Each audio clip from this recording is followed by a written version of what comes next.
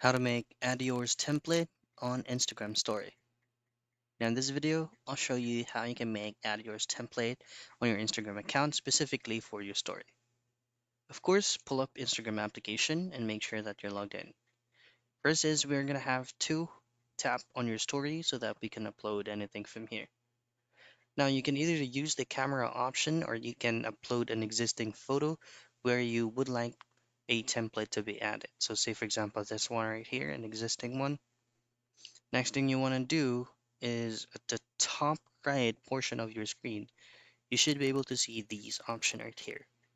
What you want to choose is stickers and then choose on add yours. Now you can name any prompt that you prefer. So say for example, testing. And then if you would like to add a photo, just simply choose on add yours, which has the camera icon right here. And then to edit the text that you created, you can simply tap and hold in it or double tap on the text that you added, depending on what fonts you're using. And that's it. That's how you make add yours template on Instagram story.